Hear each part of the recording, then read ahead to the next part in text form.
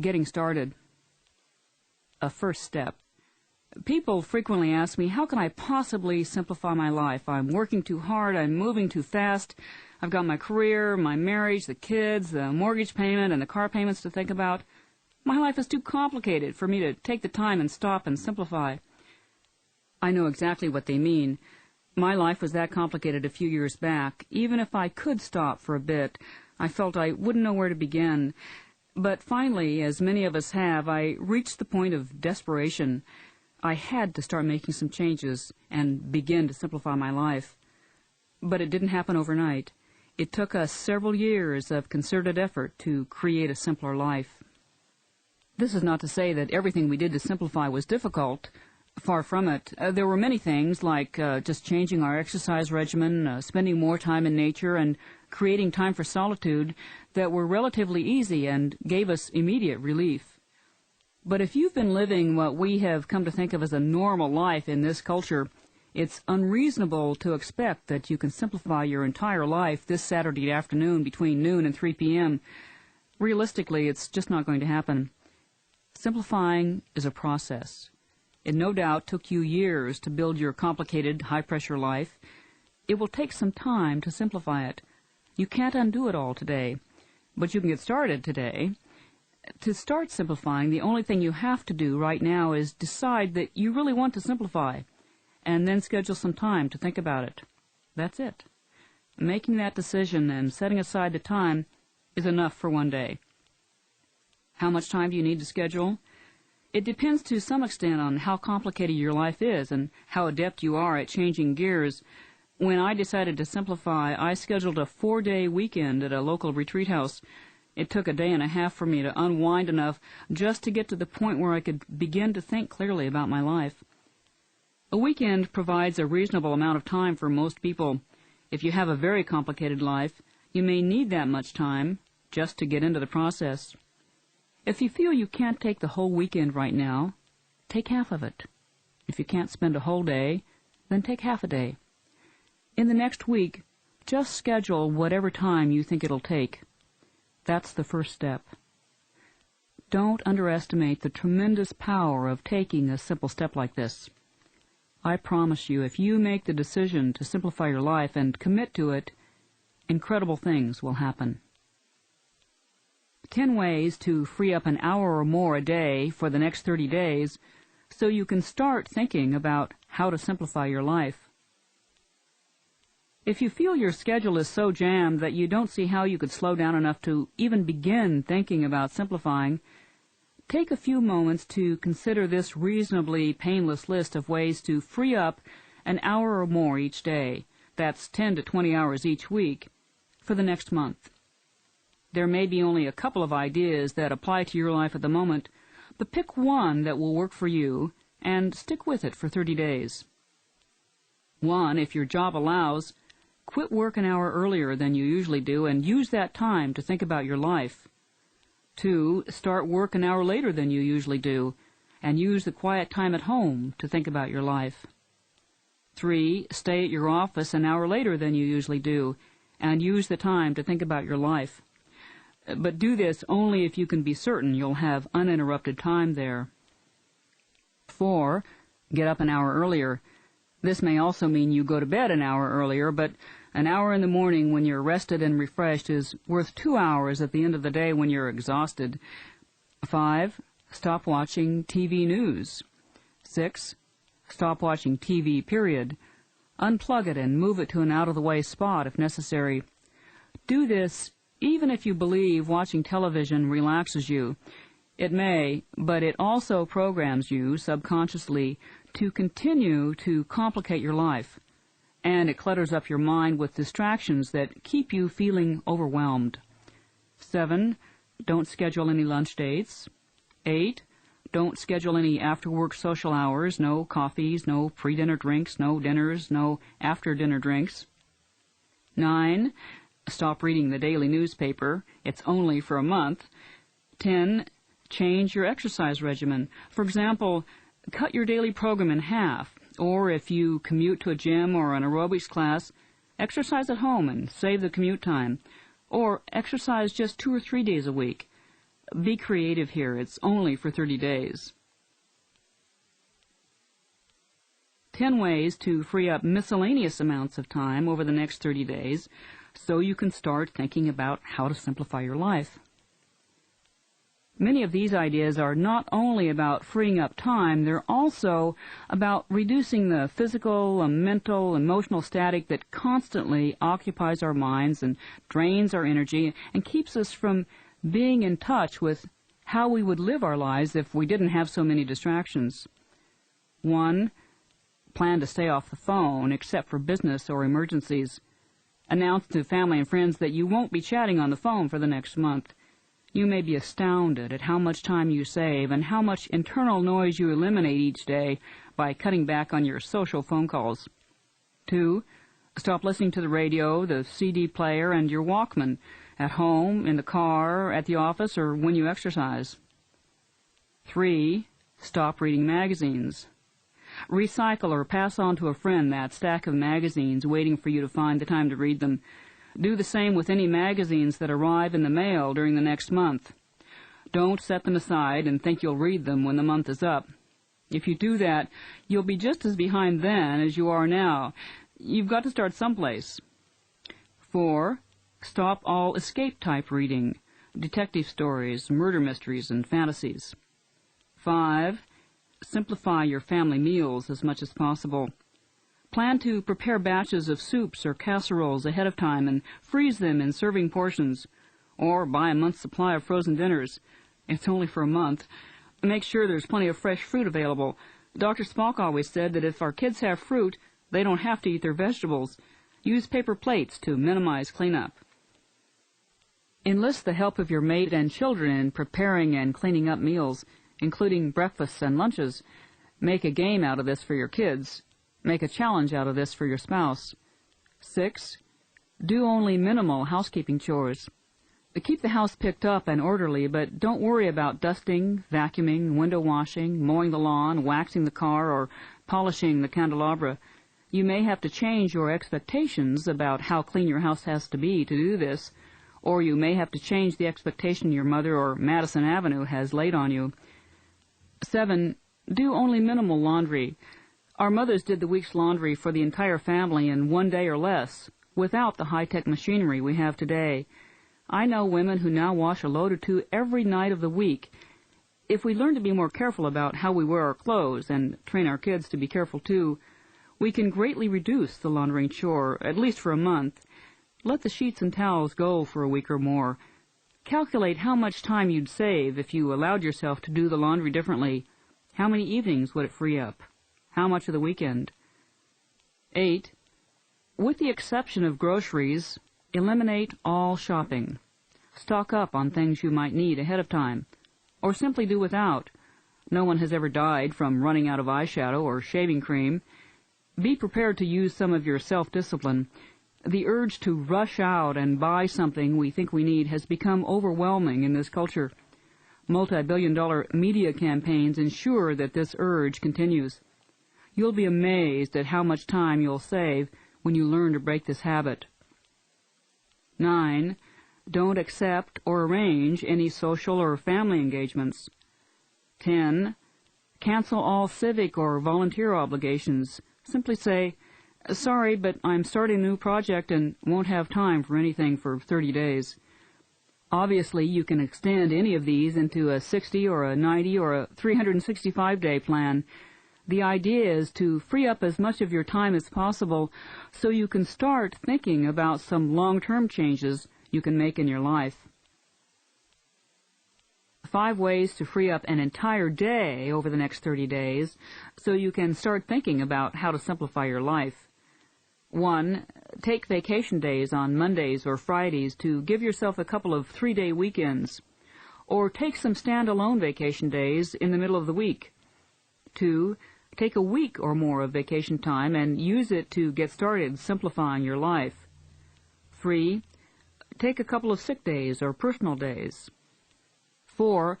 Make an arrangement with your boss to work 4 10-hour days for the next month, or even permanently, and use the 5th day each week to start simplifying. 5. Plan to spend a Saturday or a Sunday or an entire weekend at home with no social or family commitments, except for your immediate family. Remember to eliminate the standard distractions such as the radio and the television during this time.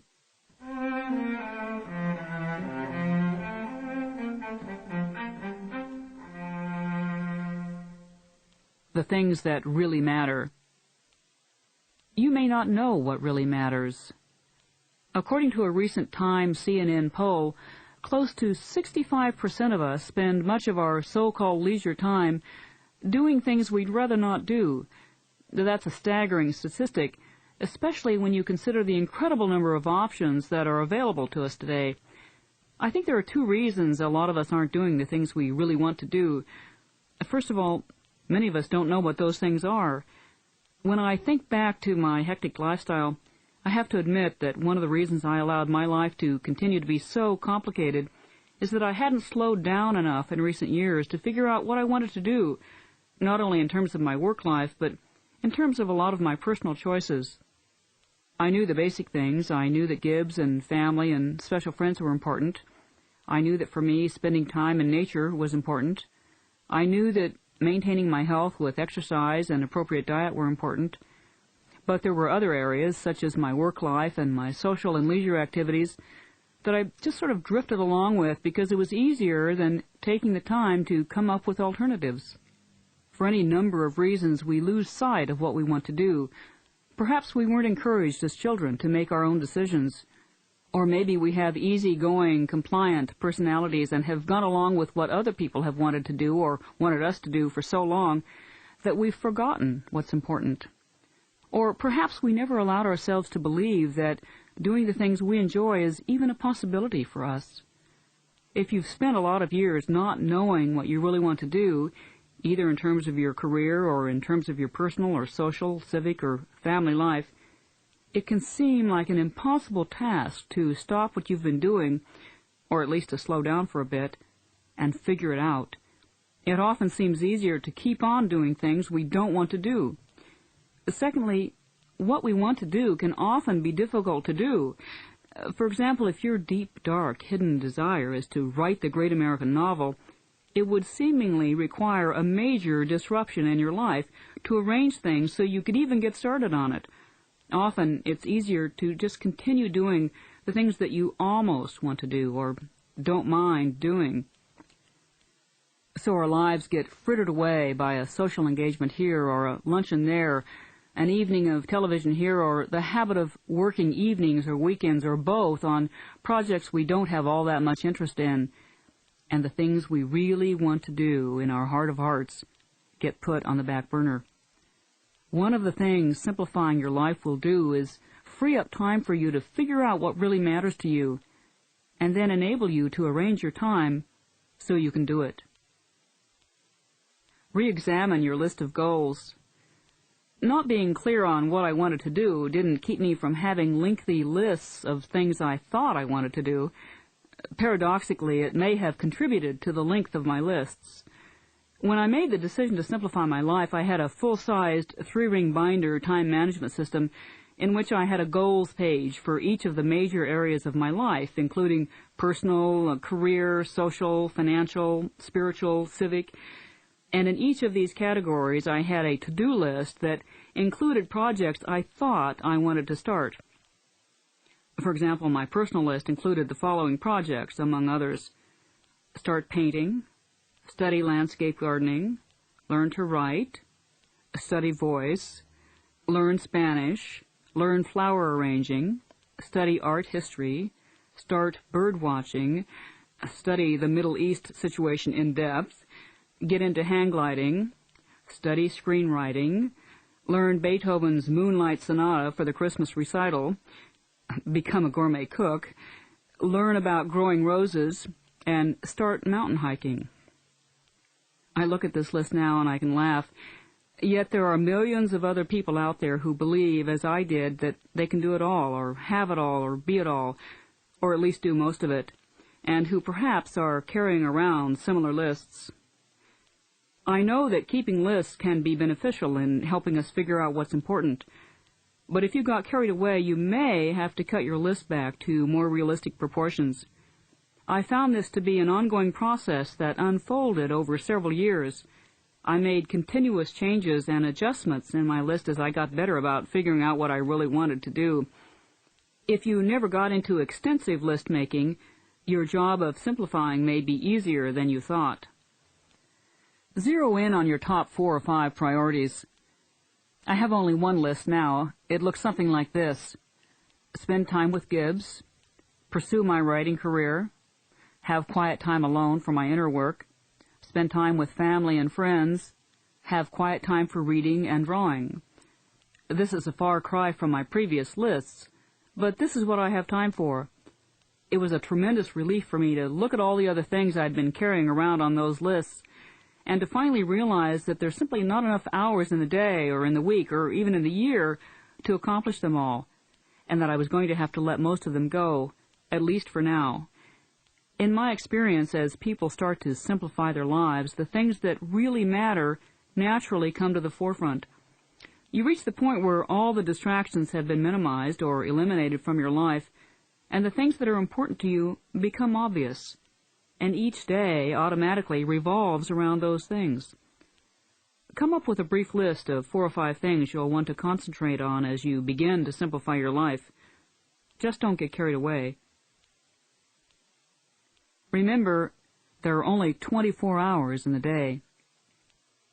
24 hours sounds like a lot of time, but if you work 8 hours a day and sleep 8 hours a night, that leaves only 8 hours for everything else. And most of us spend roughly half of those 8 hours eating, bathing, brushing, flossing, finding the right necktie, or looking for a pair of stockings without a run, and if we're lucky, cycling, jogging, or walking around the block. If you factor in commute time, housekeeping, bill paying, phone calls, and feeding the dog, you can use up half of those 4 hours before you even turn on the television or read a newspaper. We think we can do it all, but in the reality of the 24-hour day, it seems unlikely. It takes a tremendous amount of time just to keep up with spouses who want our attention, with kids who need our love, employers who demand our souls, homes that take a lot of our energy, friendships that require nurturing, and our own inner cravings that need to be met. That's enough for one 24-hour day. For many of us, all the other things will have to wait until they start making 36-hour days. Remember that relationships take time. Gibbs and I have always felt that our marriage was one of our very top priorities, but gradually the time we had for each other was getting lost in the shuffle. It's so easy to get into the habit of taking our closest relationships for granted. I believe there's also a tendency to think that once we've landed the person of our dreams, we can check get married off of our list. Then we have our 2.3 children and check have children off the list. Then we get so caught up in the work we do to support these relationships that we lose sight of the relationships themselves. We can so easily end up with a variation of the famous Roy Lichtenstein cartoon of the 1980s that says, "Oh my God, I forgot to make time for my family." If you're in a relationship or have children, these are no doubt going to be a top priority. Think about devoting some of your newfound free time to your nearest and dearest. Learn to make good choices. In order to simplify, we have to start making choices, sometimes difficult choices, and often it means saying no, even to the things we want to do. Gibbs and I were having dinner recently with some friends who were into hang gliding, and we spent the entire evening listening to them rave about the thrill of this fascinating sport. As we sat there being seduced by yet another activity, we imagined ourselves leaping off the cliff and soaring silently over the beautiful hills behind our home. By the time the evening was over, we'd promised our friends that we'd meet them at 6 o'clock the next morning on a nearby peak to try out their gear and to have our first lesson. All the way home we talked about how wonderful it would be to start hang gliding. Then we walked through the front door and looked at each other, and reality began to set in. We realized there was no way we'd be able to fit a new sport into our schedule, especially one as time and energy consuming as hang gliding. When we analyzed it carefully, we realized hang gliding was not as high on our list as we'd originally thought. Reluctantly, we had to call our friends and explain that we wouldn't be able to join them. When we thought about it later, we realized that this was progress for us. In the past, we'd have purchased all the equipment and had 6 weeks of lessons before it dawned on us that we couldn't fit this new activity into our schedule. And all the time we'd have been wondering why, when we were at last engaged in this wonderful activity that we both had thought we wanted, our lives had become even more complicated and stressed out. The choices then would have been either to stop hang gliding and feel guilty about all the time and money we'd wasted, or to keep trying to justify the expenditure by continuing with an endeavor that we didn't really have time for. The need to make wise choices encompasses every area of our lives. Since we have time for only a limited amount of stuff, we need to choose wisely what stuff we allow to take up that time. Since we have only a limited amount of time to spend with friends or to engage in activities, we need to choose our friends and our activities wisely. Take a look at your life to see if there are any choices you might make that would free up more time and energy for the things that are higher up on your list.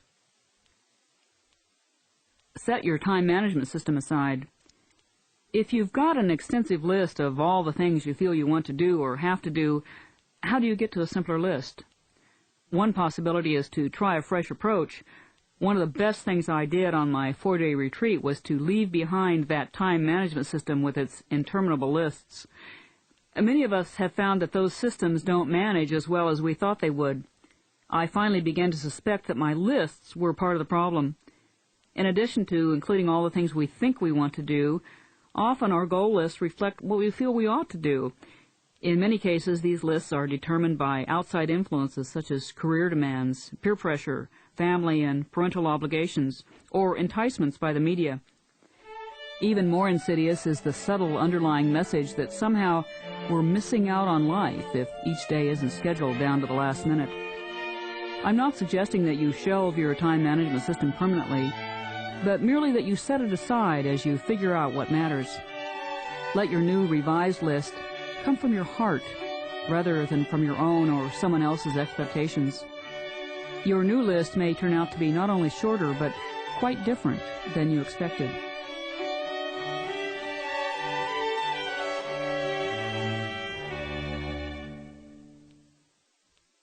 Some things to think about. Simplifying is often 2 steps forward, 1 step back. One of the things Gibbs and I did to simplify was to get rid of a lot of the clutter in our lives. That was 2 big steps forward for us. It took us about a month to complete this process and hold a garage sale, so in the interim, our living space was in chaos. That was a temporary step back. Then we decided to move to a smaller house, 2 steps forward. We went through another month of disruption until we could get into our new place, 1 step back. It was another week before we were settled into our small but cozy condo, 2 steps forward. A couple of months later, we noticed that we were going out and acquiring things to fill it up again. That was 10 steps back. It might be helpful to know that the 2-step, 1-step phenomenon can occur on the way to living the simple life. The habits of a fast-paced life die slowly, and change is disruptive. Even with planning, it may not be possible to avoid periods of upheaval and disorder, and possibly even confusion on the way to a simple life. Be aware of the pitfalls of having extra time on your hands. Freeing up an hour or 2 every morning for the next month will make it possible to make some dramatic changes in your life. It can also be terrifying or tremendously challenging. You might feel guilty, or you might want to run screaming back to some time-consuming drama so you don't have to deal with the real issues. Complications in our lives can take on a momentum of their own. They can rapidly expand to fill the time allotted for them, and the time that is not allotted for them. Stay focused, and no matter how strong the temptation, don't let the latest crisis, yours or anybody else's, eat into your newfound time. You may reach a point where it feels as though it would just be simpler to continue with your hectic life. I can assure you that simplifying is easier once you've taken the plunge. Also, we know how to move at breakneck speed, so on one level that feels comfortable. Most of us haven't had much practice moving slowly, so doing so with ease can be a real challenge. Be prepared for change. When I simplified, My whole life was transformed dramatically. I reduced my living space by half. I moved away from relationships that weren't working. I let go of limiting beliefs. I found a new career, and I was compelled to confront my inner demons. All this can make you feel like you're standing at the edge of a cliff. If you find yourself feeling uncomfortable with extra time, figure out what you're experiencing. Identifying your reactions is the first step towards moving beyond them. Don't let an initial feeling of discomfort keep you from making the changes you want to make. Once you get into the process, you'll leave those feelings behind pretty quickly. Involve your children in the process of simplifying. If you've got kids, your simplification program will obviously be easier if you include them in the process and enlist their help. It might be helpful to schedule a family powwow with the stated intention of setting up a program to simplify your lives. Start with a discussion to help everyone figure out their own as well as the family priorities. Then see what changes you can make to free up time together. Assign each child chores. This will give the kids a feeling of responsibility and relieve some time pressures of the primary caretaker. Not every family member is necessarily going to respond favorably to a plan to simplify, but don't assume that your children will not be interested. With the pressures on kids today, they may be as ready to simplify as you are. When your significant other doesn't want to simplify. If your spouse is not open to the idea of simplifying, don't give up. There are a number of things you can do. First, you can look to all the areas of your own life that you can simplify, such as your work life, your social life, your exercise routine, maybe your wardrobe and your side of the medicine cabinet, and so forth. As you begin to simplify, your partner may be inspired and decide to join you. If nothing else, at least you'll have created the energy to put up with someone who wants a complicated life. Whatever you do, don't spend a lot of time trying to change the other person. If he or she is not interested in simplifying, no amount of nagging is going to transform them, and it will only complicate your life. Another thing you can do is change your expectations about how simple their life has to be. If you love one another and are close in many other areas, you may each have to allow the other to pursue his or her own level of complexity. If the situation becomes untenable for you, it may be necessary to consider a permanent change. I've heard from many people who've said that one of the most important steps they took was to move on from a spouse whose life was incompatible with their own desire to live simply. Of course, the other thing that can happen when one person starts devoting more time to the relationship is that the other person's priorities change. They, too, become more attentive, and so the whole relationship improves. The other option is to try to find a friend who supports you in your desire to create a simple life, and accept that, possibly for the time being, your spouse won't be joining you. Find a buddy. If you feel you need help creating a simpler life and your partner is not enrolled for the moment in your Simplicity program, find a sympathetic friend or two or three and connect with them on a regular basis so you can share ideas and provide encouragement. If you have just one person supporting you, plan to connect by phone at least once or twice a week, but limit your phone calls to 10 or 15 minutes. It's so easy to launch into a lengthy discussion that can derail your intention to create time for yourself. If there are several of you committed to simplifying, arrange for a weekly meeting where you can share in round-robin fashion. Make this gathering a model of simplification.